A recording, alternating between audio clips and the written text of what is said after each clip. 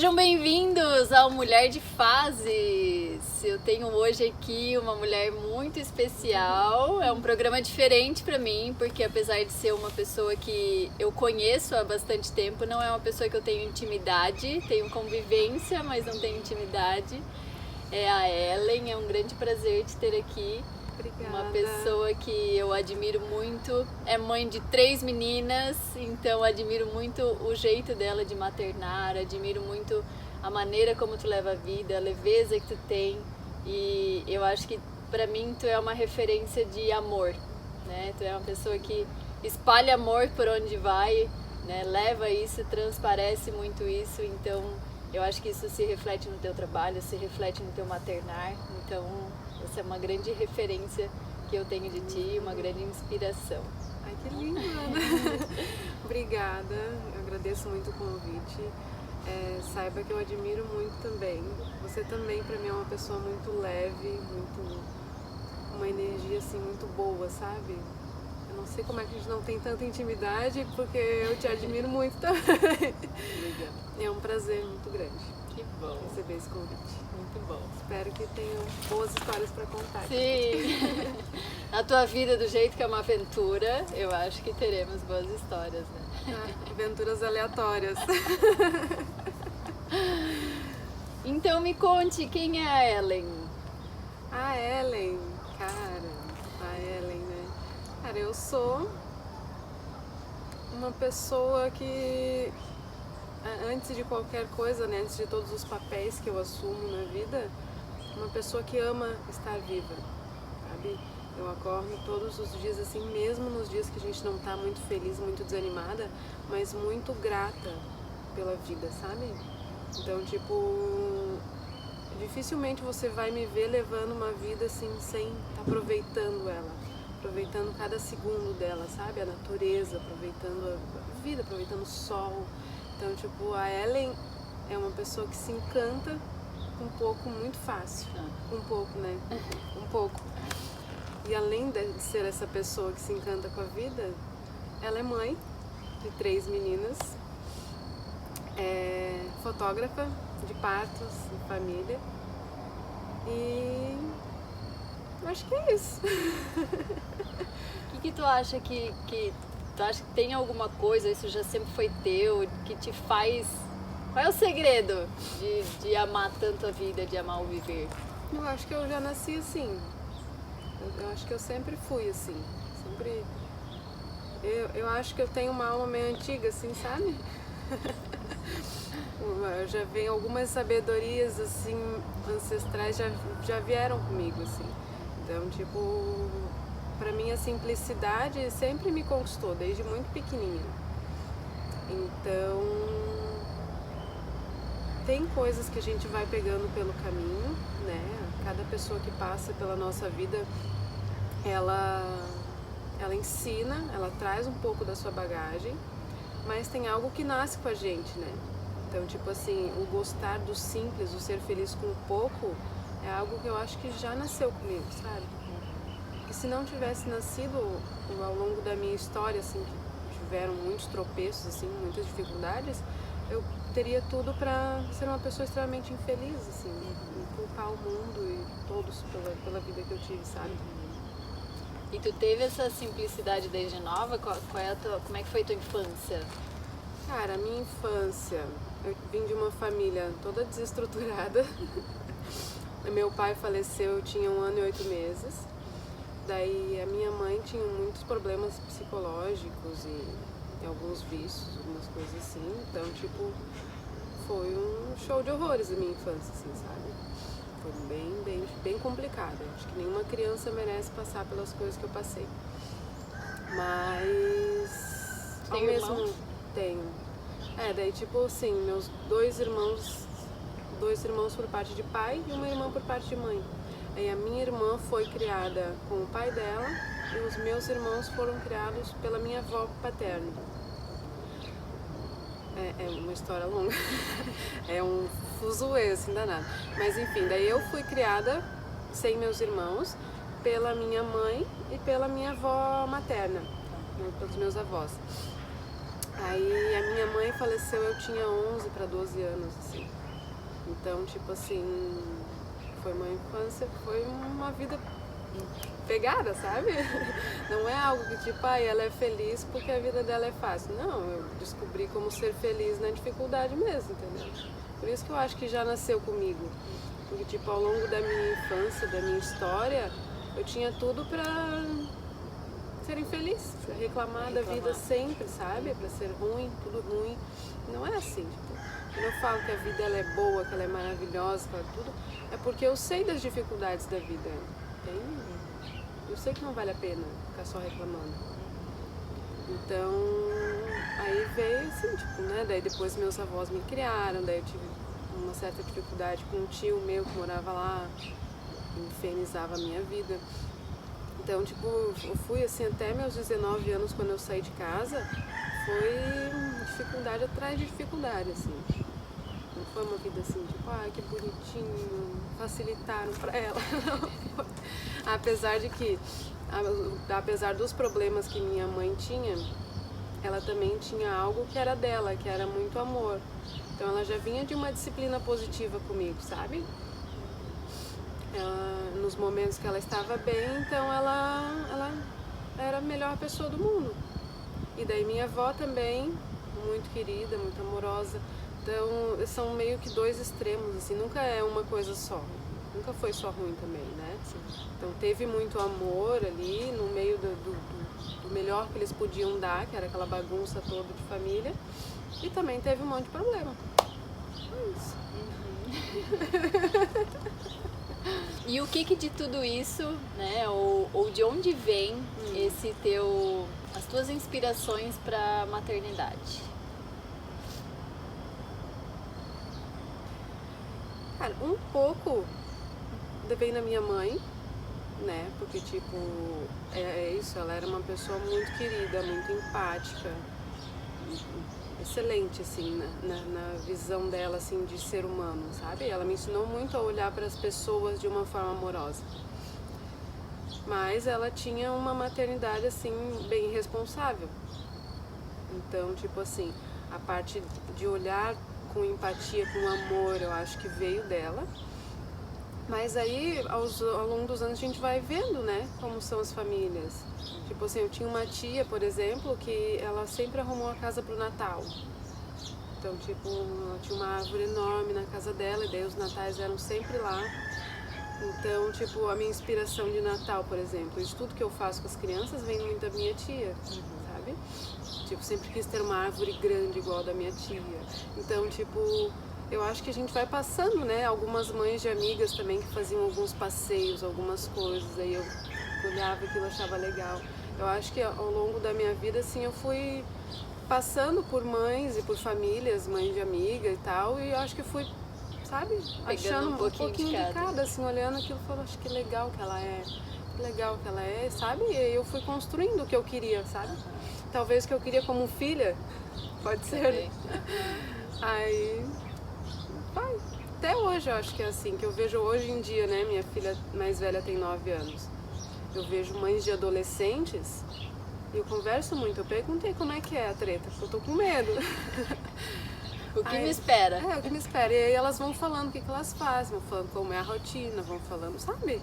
E aí eu vou escutando e pensando, que legal, isso daqui eu acho que é legal, aquilo dali talvez eu não quero fazer, sabe? E aí a impressão que eu tenho é que tu tem essa maternidade muito no teu sentir, né?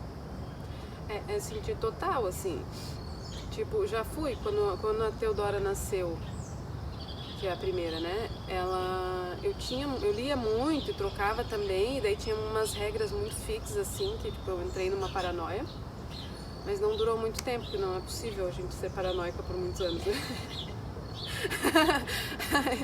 Durou até a Catarina nascer, daí já era. E daí depois disso dali é muito no sentir, sabe? É muito no mentalizar mesmo, tipo, o que eu tô fazendo? Será que é assim? Se eu sinto que tá errado, eu converso com elas, eu tô ali, eu tô observando elas muito, sabe? É muito de sentir e observar. Porque eles estão ali eles estão mostrando pra gente se eles estão bem, se eles não estão, se estão precisando de ajuda, se, né? Tá tudo na nossa frente. Daí se a gente para de ouvir os barulhos externos assim e volta pra gente e pra eles, as respostas estão sempre ali. E geralmente é tudo muito simples, né?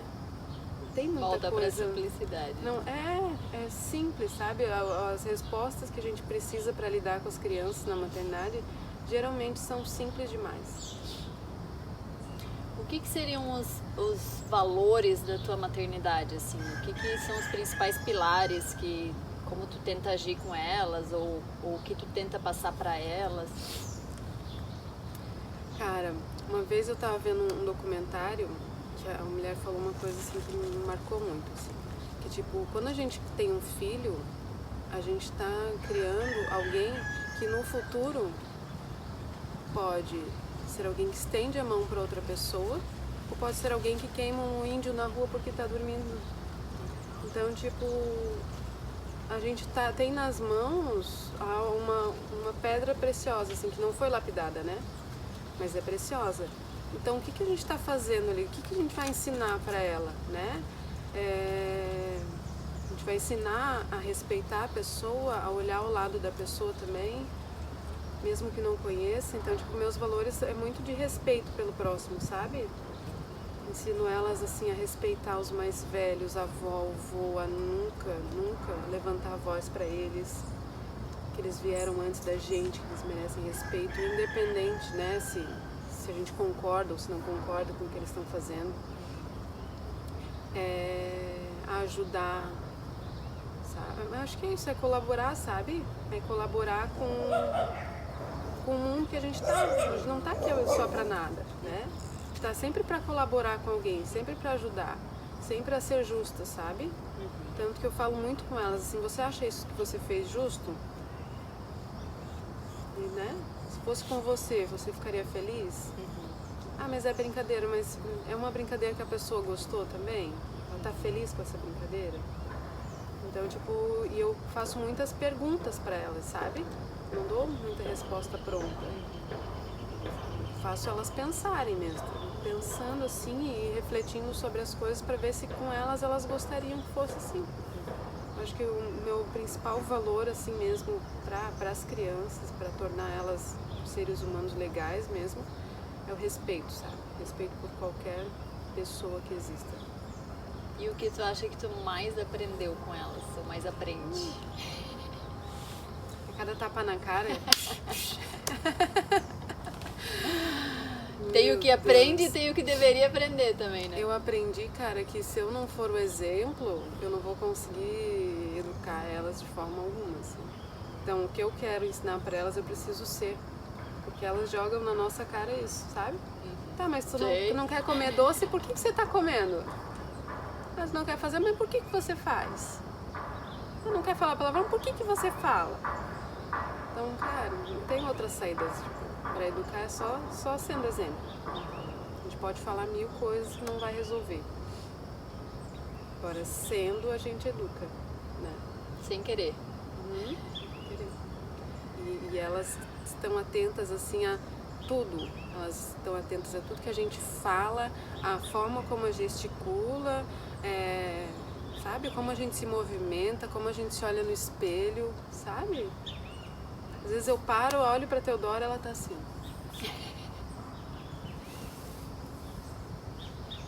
Ah, meu Deus do céu, tá vendo coisa demais. É igual. E daí eu vi, né, às vezes nessas leituras que eu faço e tal, tipo, falaram muito sobre isso, né? Sobre o espelho, né? Sobre o que elas imitam na forma como a autoestima delas é estimulada, assim. E daí um dia eu fiz um teste, eu parei do lado dela, assim, depois que eu vi ela me imitando, assim, eu olhei e falei, nossa, como eu sou linda, né? Meu Deus, como eu sou linda. Aí fiz isso alguns dias, assim. De repente eu peguei a Teodora. Nossa, como eu sou linda. Maravilhosa. Cara, igualzinho. E é o que ela vai internalizando, é o que ela vai internalizando. E tipo, a gente às vezes não tem essa noção, né? Se a gente reclamar, eu não gosto disso, eu não gosto daquilo, eu não gosto daquilo. quando você menos espera, a tua filha vai estar do teu lado falando, nossa, eu não gosto disso, eu não gosto daquilo, eu não gosto daquele outro.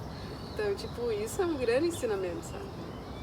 Tu sabe que um dia eu ouvi a Júlia dizendo, nossa, eu tô barriguda, né? Claro que isso não veio de mim, né? Porque eu não tenho problema de... É mais fácil ter problema de emagrecer do que engordar, né? Tu sabe bem.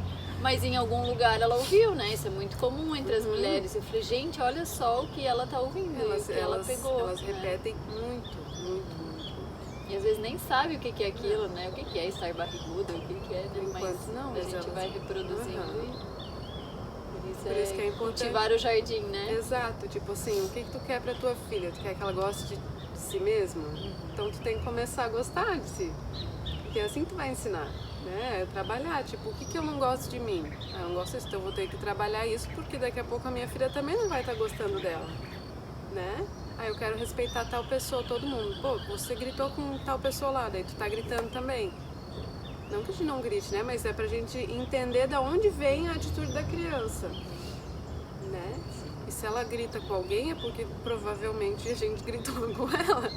E as minhas gritam às vezes, porque eu grito também. Sim. Né? Mas, Quem tipo, nunca? mas é isso, é ter esse entendimento, sabe?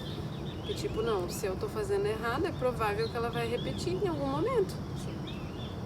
Se eu tô fazendo certo também. Vamos mudar um pouco de assunto agora, então. Vamos falar de trabalho? Mudar, mas não mudar, né? Pra ti não muda muito, né? Pra mim segue o fluxo. Quanto tempo que tu faz esse trabalho? Como é que começou? Acho que tu era da fotografia mais tradicional primeiro e depois foi pro parto? Ou já começou? Eu virei fotógrafa por causa dos partos, na verdade. Tipo assim, quando eu engravidei a primeira vez, eu tive um aborto antes da Teodora. E daí quando eu engravidei dessa vez, eu comecei a estudar sobre a humanização do parto, né? Me preparar. Cara, eu me apaixonei de um jeito assim, ó, que tomou conta de mim, sabe? Eu não conseguia parar de falar de parto. Era o dia inteiro falando pra todo mundo sobre parto. Não podia ver alguém. Eu via falando, deixa eu te falar o que eu descobri. Sabia que... Eu ficava. E eu não podia ver uma grávida, gente, eu já fui chata. Insuportável. Não, tem que fazer um parto humanizado, porque esse parto ele é violento, porque eu não sei o que, porque eu não sei o que. E aí eu tive um aborto, só que mesmo assim eu não conseguia parar de falar. Sabe? Eu comprei o Renascimento do Parto, que é um documentário falando sobre humanização, e emprestava ele pra todo mundo. Eu fiz cópia pra doar pras grávidas, assim, gente, eu tava enlouquecida. Aí tá, daí eu tive o parto da Teodora, que foi bem lindo, foi no hospital. Aí depois tive o parto da Catarina em casa, e ali quando a Catarina nasceu eu falei, pronto, eu vou estar no parto, porque eu quero ver bebê nascer de qualquer jeito. E aí eu fui pensando, né, como é que eu vou poder me tornar alguém que está num parto? O que eu vou fazer? E eu fiquei pensando, falei, cara, ela com 2 meses, eu falei, já sei, vou virar fotógrafa. Tu já gostava de fotografia? Não, eu sempre fui horrível em fotografia. Pessoa que tira tudo tremida. Fotografia é só um detalhe. Nunca soube fotografar, gente, eu sempre fui péssima em fotografar. Aí, eu falei, é isso, vou fotografar. E aí quando a Teodora nasceu, eu comprei uma câmera pra tirar foto dela, pra te ver, né? Falei, pronto, já tenho a câmera, é isso que eu vou fazer da minha vida. E a Catarina com 2 meses, aí eu mandei mensagem num grupo, no Gesta, num grupo de gestantes, falando, gente, vou começar a fotografar parto. Aí falei pra uma outra amiga dela, falou ali, mas a Catarina não tá muito pequena? Eu falei, não, guria, mas eu só vou me programar até 1 ano dela. Daí quando ela tiver 1 ano, ela já vai estar grande o suficiente, aí eu vou começar. Aí joguei no grupo, gente, vou fotografar e tal, não sei o que. Consegui, em meia hora eu já tinha um parto pra dali 2 meses. Aí o primeiro parto que eu fui, eu levei a Catarina junto ainda. Que loucura! Levei ela. Bem feliz, gente. A sensação de estar na sala de parto ali pra mim foi uma coisa assim, ó, que parecia que eu já tava ali. Acho que eu estudava tanto, eu já via tanto vídeo, eu era tão fascinada por aquilo que pra mim era natural já, sabe? Eu tava muito familiarizada. Nossa, uma alegria assim. É sensacional. E aí ali eu falei, é isso. é isso. E tá na sala de parto, ver bebê nascendo, gente, me dá uma esperança, sabe? Às vezes quando eu tô muito desanimada, eu falo, cara, tô precisando ver um bebê nascer. Porque eles trazem junto com eles uma esperança de um mundo melhor. É um negócio tão forte, assim, tão cheio de amor, é tão puro, sabe? É a presença de Deus, né? Eu sinto muito forte a presença de Deus ali naquele momento, sabe? Que é muito amor, assim. É uma mistura, né? Da mãe sente medo, sente uma mistura de emoções, assim, gigantescas.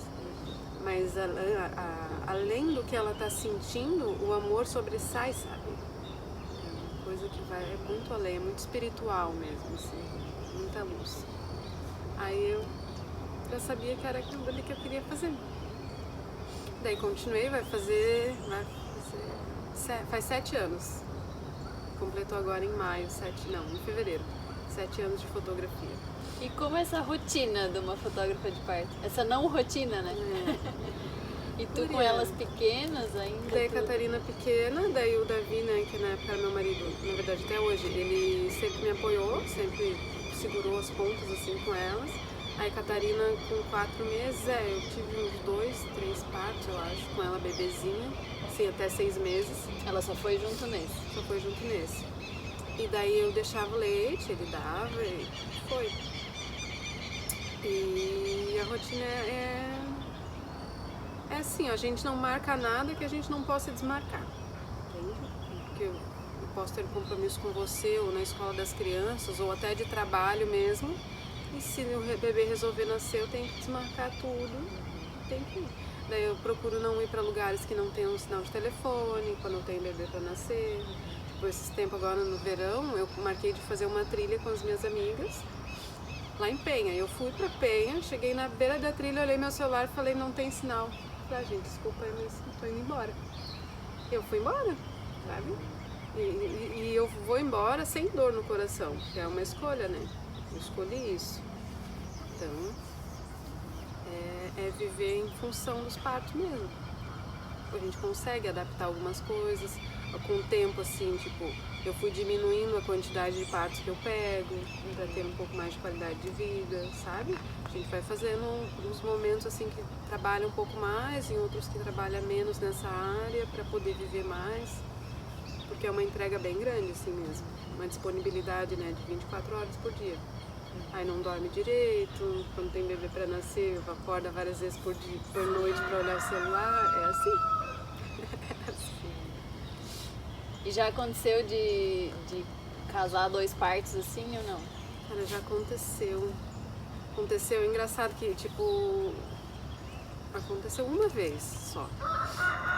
Só que olha que interessante, uma cliente minha que estava de 42 semanas, estava induzindo no hospital, e outra de 36 semanas entrou em trabalho de parto. Ou seja, não era para nenhuma das duas estar ganhando pela. Tipo, era uma prematura e outra pós-data, assim, tipo. Não, nenhuma das duas era para aquele mês.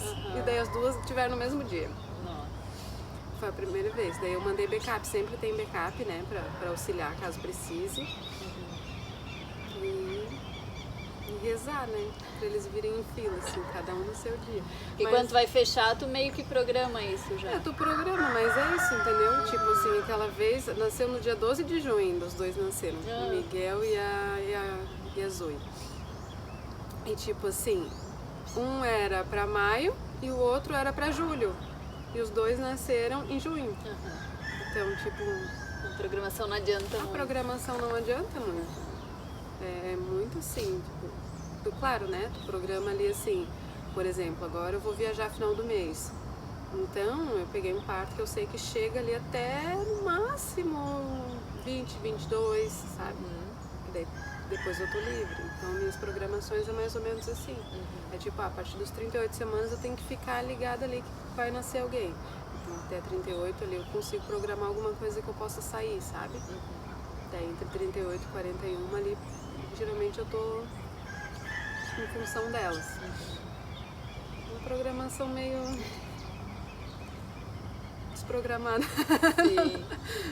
Tu falou um pouquinho da tua história, né? E também tu tem 3 filhas mulheres E eu te vejo, acho que até também pela relação com os partos, com grávidas, né? Que por mais que tenha o pai, mas o teu contato é muito com a mãe. Eu te vejo num mundo muito feminino, né? Como é isso? É maravilhoso, né? Eu acho que a mulher em si, assim, ela traz uma potência, um poder, uma coisa tão maravilhosa, assim, e que algumas partes da sociedade ainda acham que as mulheres se odeiam, né? Elas têm que ser sempre rivais, que é sempre assim, uma querendo puxar o tapete da outra. E na bolha que eu vivo é o contrário, assim, eu vejo muita mulher se ajudando, muita mulher se apoiando, muita mulher crescendo junto, sabe? E é que eu ouvi uma vez uma frase assim, ó, que diz que tipo, nós somos que nem água, né? Só que sozinha nós somos gotas. E acompanhadas nós somos mar, oceano. Então eu acho que a minha visão de mulheres é isso, é uma fortaleza, sabe? Eu vejo as mulheres assim em trabalho de parto, se movimentando assim, ó, meu Deus, elas são incríveis. A forma como elas vão sentindo a sua própria natureza, se movimentando para trazer o bebê ao mundo. Pra mim não tem, acho que nada mais forte do que uma mulher em trabalho de parto, sabe? É muito potente, assim, muito incrível, acho incrível. Então, tipo, pra mim, acho que Deus me deu 3 filhas só pra me fortalecer mesmo, botar aquelas raparigas lá pra mudar o mundo. E realmente o meu universo ele é muito feminino mesmo. E criar 3 meninas num mundo machista como o nosso, onde diminui as mulheres a todo momento, é muito desafiador, né? Tipo assim, em cada detalhezinho, sabe? Por exemplo, a Catarina faz aniversário junto com o priminho dela. E desde muito pequena, ela só ganha boneca. Ele ganha um caminhão de bombeiro que solta água, ele ganha um robô, ele ganha não sei o que. Cara, são brinquedos muito legais que estimulam a inteligência dele. E ela só ganha boneca. Gente, não é que eu sou mal agradecida por ela estar ganhando, né? Tipo, ela ganhou um presente, ela vai gostar, ela vai brincar. Mas o meu questionamento quanto a isso é, por que só boneca? Sabe? Pô, tem milhões de brinquedos que ela pode gostar. Tem Lego, então você não sabe que dá dar um Lego. Daí tu estimula a criatividade da menina, tu estimula ela a coisas diferentes, não só a cuidar. Porque o cuidado vem da mulher já, ela já vai aprender a cuidar, ela não precisa só cuidar. Ela pode ter um mundo de opções para ela ser criativa, para ela aprender, para ela ser inteligente, para ela buscar. Então, tipo, é um desafio, né? Criar uma menina nesse mundo. Tipo, e é nos detalhes, assim, são coisas muito sutis, sabe? Que às vezes tu vai falar para as pessoas e fala, não, é besteira. Pô, mas aí é um brinquedinho ali que daí ela só brinca daquilo. Aí a Catarina joga futebol, joga muito bem. Fui levar ela no futebol, aí escutei uns meninos falando, tá perdendo pra menininha. Gente, aquilo me pegou de um jeito, deu uma raiva. Que daí ela veio toda feliz assim, correndo e falou, mamãe, me dá uma dica? Eu falei, filha, sangue nos olhos. Tu é melhor que todos eles aqui, filha. Vai lá, acaba com eles. Tá bom. E comecei a treinar mais ela em casa também.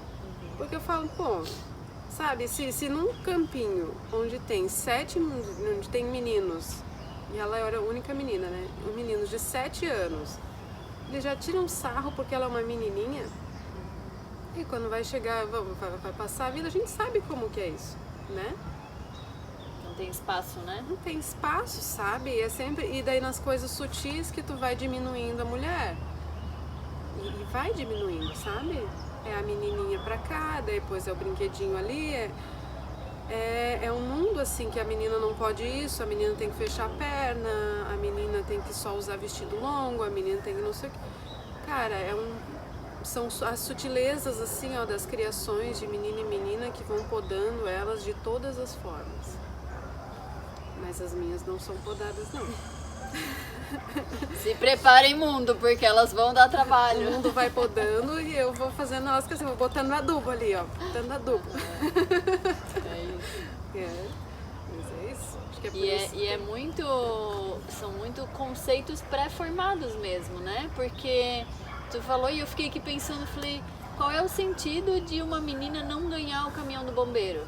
Do mesmo jeito que o menino vê o bombeiro, vivencia, sabe para que serve, às vezes vai precisar de um serviço de bombeiro, a mulher também vai precisar, né? Por que razão ela não pode ganhar, né? Não existe nada racional que explique isso, né? Mas é o lugar que se coloca, É cultura. né? Que o homem é que vai trabalhar com bombeiro, ou sei lá o que, a mulher não vai, né? É o preconceito que existe, né, na sociedade. E ao mesmo tempo, depois, hoje em dia a gente está num lugar em que a mulher está lutando para ser a bombeira, né? E aí tudo tá ao contrário, porque daí tudo vai contra ela, mas ela tem que lutar para ser, né? Então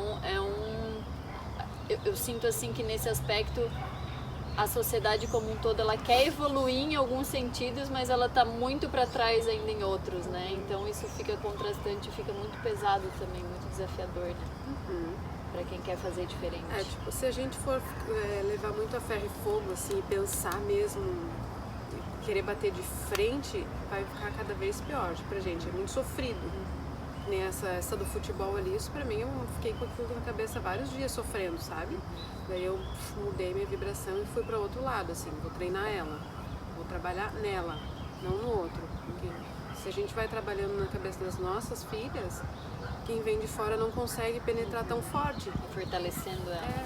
Porque é o caminho, assim, porque pra fora, ele não consegue mudar lá fora, né? Vai mudando ali dentro. E a gente tem muita, nós como mães, nós temos muita capacidade de fortalecer a autoestima delas, né? De criar uma base muito forte, assim, no que elas acreditam na vida delas, em relação a elas mesmas. Então, acho que o trabalho nesse mundo louco, assim, que dificulta pra mulher, é isso mesmo. É trabalhar elas. Lembrei agora de uma história, tipo, teve um dia que eu e o Davi, a gente se dá super bem, assim. Mas aí teve um dia que eu fui almoçar lá na mãe dele, e aí eu não sei o que ele falou, que ele foi grosso comigo. Aí eu falei, cara, então eu vou embora. Ele falou tchau. Aí eu peguei, levantei da mesa com o prato feito e tudo, e fui-me embora, batendo porta, né? Ele ficou, tipo, olhando assim, todo mundo olhou, sem entender nada. E eu fui embora, deixei o prato lá, e elas lá e tudo lá, e carquei. Aí depois elas vieram conversar comigo. Mamãe, por que você fez isso? Eu falei, eu fiz o que eu espero que vocês façam. O dia que alguém aumentar o tom de voz pra vocês e falar daquela forma como teu pai falou, eu espero que vocês se levantem e se retirem. Elas me olharam. Aí depois ele veio falar comigo. Ô Ellen, tu não tem paciência, tu não atura essas coisas, não sei o que, teu pavio é muito curto. Falei pra ele, eu tô ensinando a tua filha a não aceitar que alguém faça isso que você fez com ela. Ele falou, não, você tá certo. Falei, é isso? É o exemplo? Entendeu? É o exemplo. E depois vocês adultos se resolveram, né? Mas o que ficou pra elas foi aquilo, a gente né? se resolve tudo, mas tipo, sabe, é certo eu sair batendo porta e simplesmente deixar tudo lá? Pode não ser, né? Mas pelo menos eu contornei. Pelo menos eu expliquei pra elas. Algum aprendizado foi. Pelo menos o aprendizado foi útil. Porque é isso também, né? A gente tem nossos traumas que a gente traz, as nossas dificuldades, nossas coisas que a gente precisa desenvolver. E a gente quer muitas vezes curar isso nos filhos, né? E a gente acha que a gente não vai deixar trauma nenhum neles. Deixa. Né? Então eu digo que a gente só vai escolher os traumas que a gente não vai deixar, né? E às vezes a gente tá achando que não vai deixar, mas vai, e o que a gente às vezes nem dá bola é o que vai ficar, né? Porque também tem a ver com a história deles, né? E cada filho é diferente. Então, tipo assim, a gente não dá pra noiar muito nessa questão do trauma. Porque, tipo assim, cada filho, ele é diferente. E aí tu vai falar, pra um não vai dar nada, pro outro traumatizou. E por coisas assim que às vezes são muito sérias, às vezes são coisas que tu nem imagina, sabe? Nunca vai passar na tua cabeça que tu traumatizou por alguma questão ali. Então, assim, eu acho que o máximo que a gente consegue fazer é dar amor, conversar, é saber pedir desculpa, sabe? Porque trauma a gente vai deixar vários, né? Sim. Por coisas que a gente nem sonha. Não tem como não deixar. Sim. Tu falou um pouquinho do Davi, né? Que é o pai das tuas filhas, agora teu ex-marido. E a gente vê, né? E tu já falou um pouquinho também, que vocês têm uma ótima relação ainda, né? Mesmo depois de divorciados, e ele participa muito da tua casa, enfim, da rotina com elas, né? E fala um pouquinho disso. Bom, tipo, eu fui casada por 15 anos com o Davi. A gente se separou, assim, porque, enfim, um desgaste pós-filhos, assim, né? Acho que é muito difícil a gente manter um casamento depois dos filhos, tem que ter muita sabedoria. E em alguns momentos, assim, a gente não teve e o casamento se desfez. Mas uma coisa que nós dois concordamos, assim, muito é que, tipo, não é porque a minha relação com ele como casal não existe mais que a nossa família morreu. Não acabou uma família ali, entende? Ela só mudou um pouquinho o formato. Então, é isso que a gente traz muito forte. O Davi, ele é muito meu amigo, meu melhor amigo. A gente senta muito para conversar sobre a forma como elas estão indo, sobre a criação delas, sobre o que está dando certo, o que está dando errado. E o ponto principal disso, né? Que a gente podia simplesmente se afastar, brigar, olhar para o nosso ego, cada um, entendeu? O ponto principal sempre foram elas. Então, tipo, várias vezes eu já aguentei coisas que eu não queria por causa delas. E muito provável que ele também aguenta muitas coisas que eu falo por causa delas também. Então, tipo, quando a gente vai tomar alguma decisão de alguma coisa, o ponto central da nossa vida são elas. É a nossa família que está em volta ali. Ele já tem um relacionamento. Quando eu tiver um relacionamento também vai ser uma família grande, sabe? É uma coisa assim, tipo, muito de parceria mesmo. E a gente não tem, né, tipo, uma semana com um, outra semana com outro. Minha vida já é uma bagunça, então, tipo assim, não funcionaria desse jeito.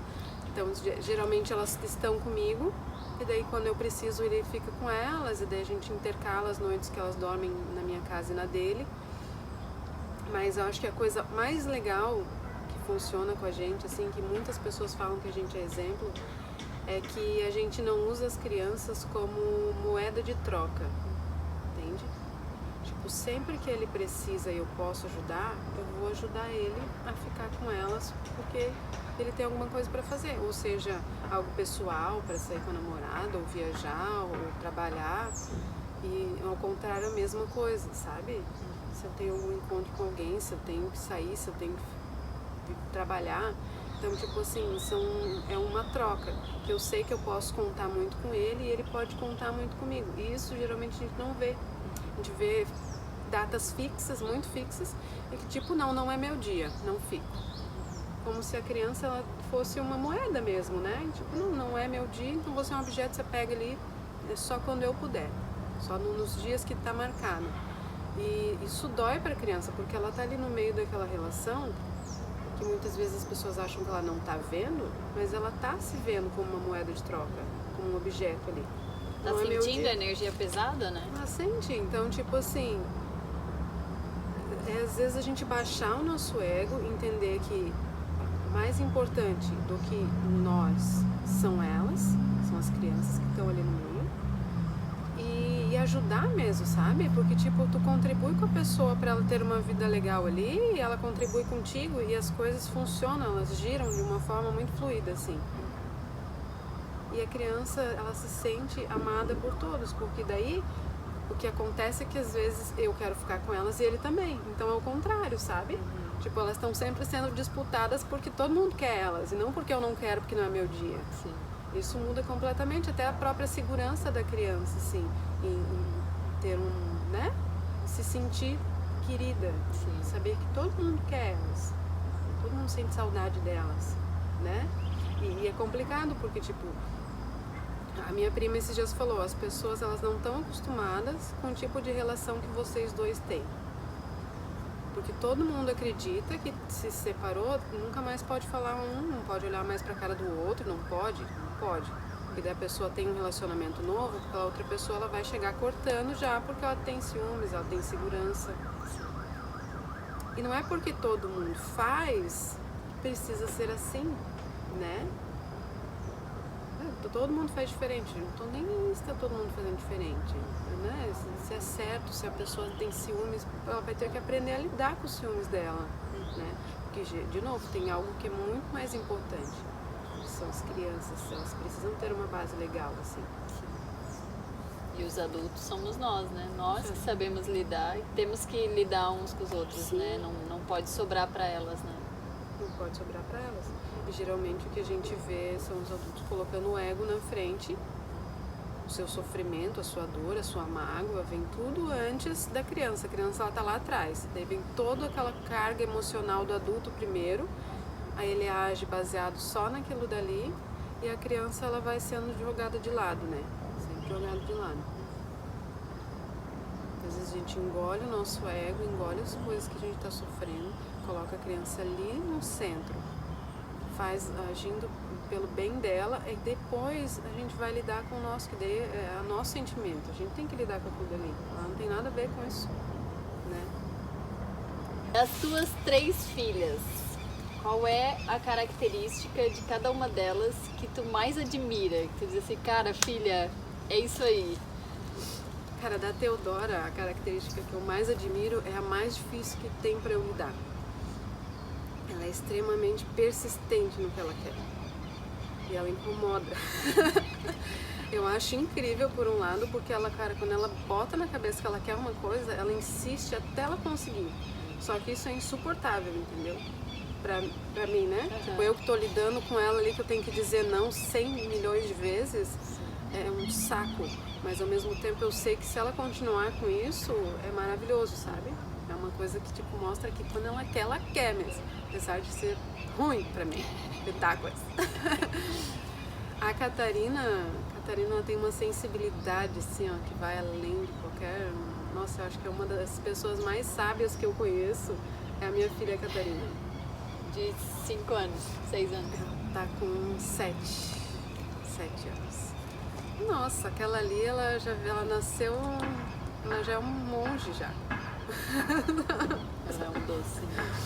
Ela é um doce e ela tem uma sabedoria, cara, de coisas assim que eu fico chocada, sabe? Ela nasceu sabendo. Então, tipo, ela vem ensinando tudo, assim. Ela tinha 5 aninhos, daí ela pensa muito, né? Ela reflete muito, ela vive num mundo muito da imaginação, de pensar, meio filósofo, assim.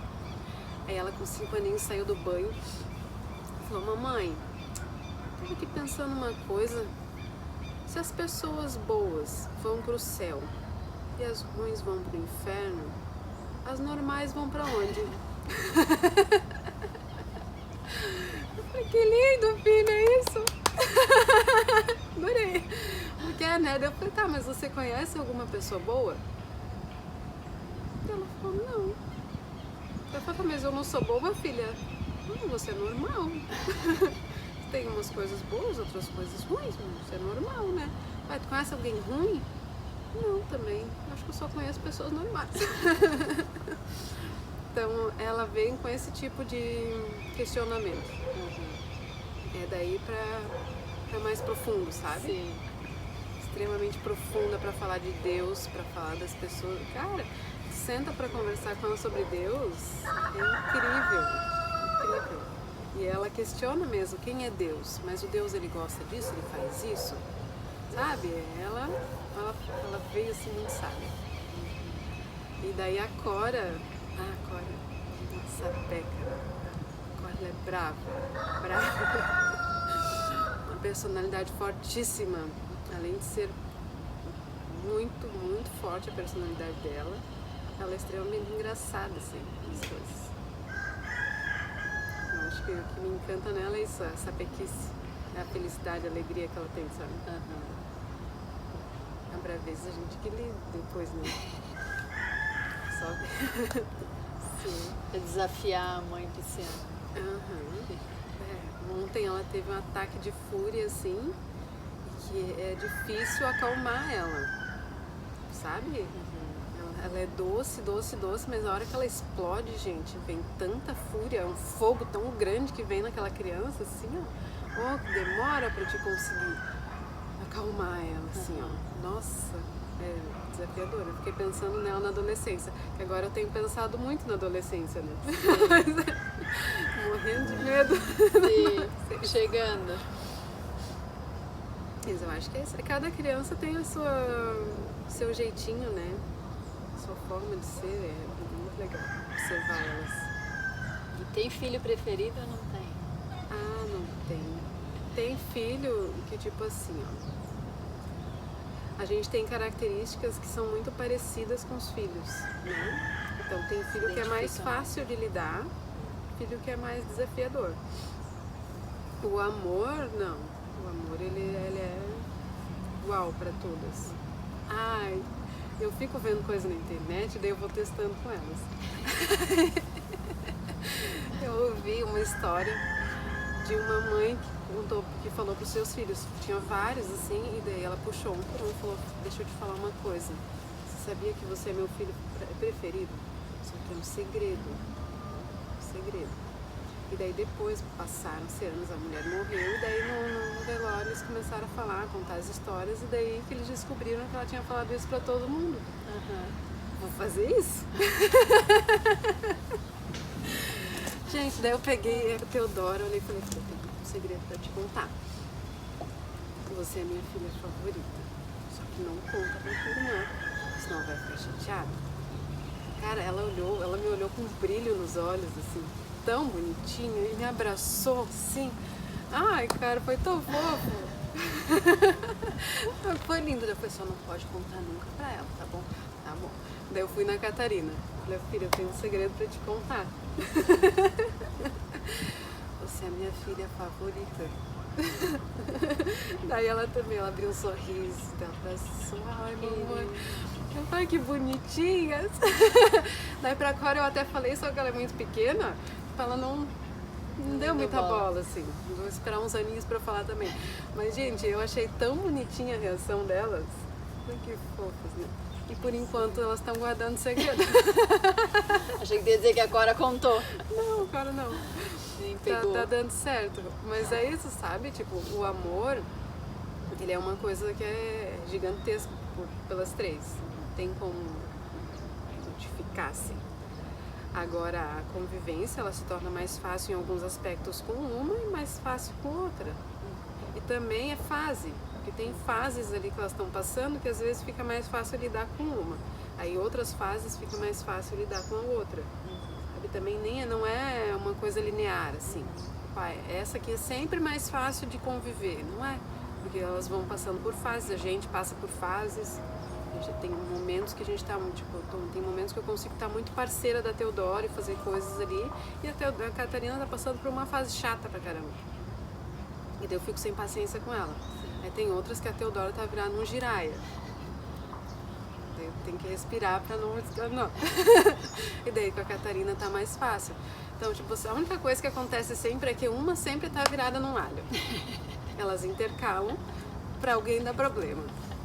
Eu não sei se isso é bom, né? Porque pelo menos elas não estão sempre todas juntas, mas sempre tem um desafio. É, sempre. Das três certinho, assim, na paz de Deus, não. Sempre tem alguém que não tá dando muito... Não tá num dia bom ali. Sim, é muita mulher junta também, né? Não dá pra esperar muito diferente. É verdade. E pra gente finalizar, quero te abrir pra se tu quiser me perguntar alguma coisa. Ai, deixa eu pensar.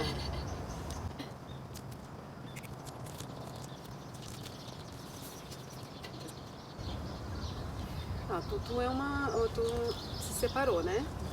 Como foi pra ti lidar com a separação, em questão da Júlia, e um novo relacionamento? Como foi pra ti introduzir, assim, um novo relacionamento na tua vida, tendo ela? Foi desafiador? Foi fácil? Foi natural? Como foi? Eu acho que o desafio maior foi chegar no novo relacionamento, né? Porque logo que eu separei, eu morava com meus pais, então era um pouco mais tranquilo. Mas depois, quando eu vim morar só eu e ela, era mais difícil sair, né? Se encontrar com alguém, porque tinha sempre que programar, tinha sempre que deixá-la com alguém. Às vezes eu acabava desistindo, ai, quer saber, acho que hoje não, não tô afim. Então esse caminho eu acho que foi o mais difícil. E aí, claro que a escolha de alguém, ela não é mais só minha, né? É óbvio que quem vai decidir, quem vai se relacionar sou eu, mas tem que ser alguém que vai se dar bem com ela, tem que ser alguém que vai se identificar, tem que ser alguém que tenha essa abertura, né? E são coisas assim que eu tô 1 ano agora com o Geraldo e são coisas que há pouco tempo eu comecei a me dar conta do quão desafiador é pra ele, porque no início, porque assim, a gente nunca teve, claro que a gente tem momentos em que a gente tá só eu e ele, mas ele nunca me conheceu não sendo mãe. Então ele é um outro tipo de relacionamento, né? Onde vem uma criança que não é dele. E graças a Deus eles têm muita afinidade, eles se dão muito bem, ele é muito carinhoso e muito participativo com ela. E no início também foi um desafio pra mim, porque eu não estava acostumada, eu passei 5 anos sozinha, então eu não estava acostumada a dividir a vida, né, a maternidade com alguém. Eu estava acostumada a tomar decisão sozinha, fazer tudo sozinha. E ele chegou querendo ajudar. Falou, opa, não, calma, deixa que isso eu resolvo, né? E aí até eu consegui compartilhar as coisas com ele, dividir, né? Então é uma dança que a gente ainda está aprendendo, né? Porque é toda uma outra dinâmica, assim. Mas ter ele ao meu lado, eu separei quando a Júlia era muito nova, tinha 11 meses, né? Então eu me acostumei muito sempre a lidar com ela sozinha, né? E ter alguém para dividir, embora a gente ainda não more junto, mas ele, né, às vezes mentalmente, só aquele esforço de estar dividindo, né, a carga mental já faz toda a diferença, né? Então é um desafio, sem dúvida, mas é muito gostoso ter essa outra dinâmica, assim. Legal, interessante. E para finalizar, então, eu quero te pedir para deixar uma mensagem, uma frase, qualquer mensagem que, se a gente fosse espalhar para o mundo inteiro, o que tu gostaria que o mundo inteiro ouvisse? Em relação à maternidade? Qualquer coisa. Ai, gente, eu acho que quanto mais simples a gente levar a vida, sabe, sem tanto sofrimento, assim, mais fácil fica, né? É isso, tipo, criança, ela precisa de pouco, ela precisa de atenção, precisa de carinho, de amor, de limite, né? Que às vezes a gente confunde amor com limite, são coisas distantes, separadas. Então, menos cobrança do que é certo de fazer, assim, sabe? De estar sempre se julgando que deveria ser melhor, que deveria fazer daquele jeito, que deveria aquilo. Faz o que der, assim, de uma forma leve, de uma forma feliz. Eu acho que quando a gente está bem, quando a gente está feliz, a gente consegue transmitir muito mais alegria e viver com uma forma muito mais legal com as crianças também, né?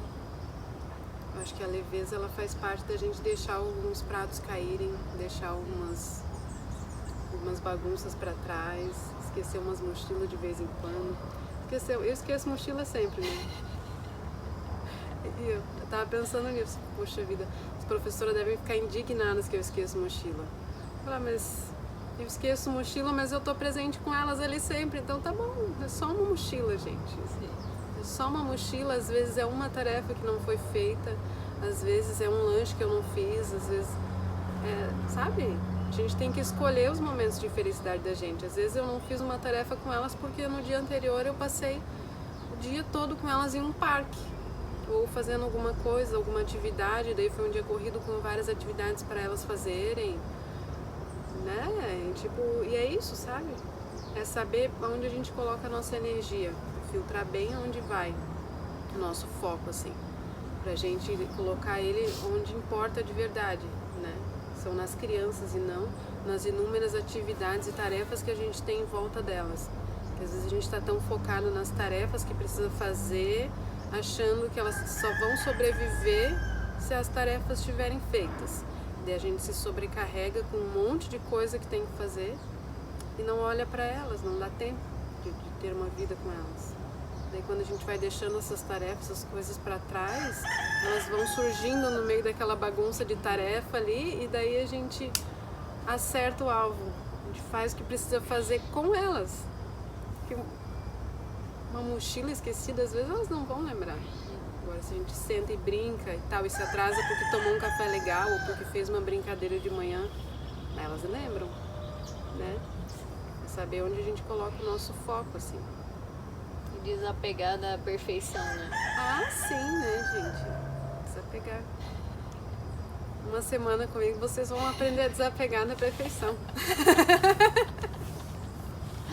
E na verdade, né, afinal, o que é o perfeito, né? O perfeito é a imperfeição, né? É, não existe perfeito. Somos perfeitos, né? Na imperfeição. O perfeito é uma ideia, né? Uma ideia, uma busca incessante por algo que não existe. Que causa sofrimento, né? A gente querer melhorar, sim, a gente vai melhorando, vai buscando melhorar, vai, né? Não é que eu não queira dar o meu melhor para tudo, para as coisas. Eu quero melhorar, eu quero sempre, busco sempre isso, mas eu tenho plena consciência que a perfeição é inatingível, assim. Então eu busco olhar para quem importa, sabe? Às vezes não funciona, né? Porque a gente tá aqui para errar também, fazer um monte de cagada. Sim. Assim se dá o aprendizado, né? É isso. Muito obrigada. Ai, foi uma delícia. Espero que você tenha gostado. Eu gostei, sim. Espero que vocês tenham gostado. É uma honra, um prazer te conhecer um pouquinho mais. Prazer aqui também. Pode chamar sempre. Ai, tô Vou adorar. Tananana.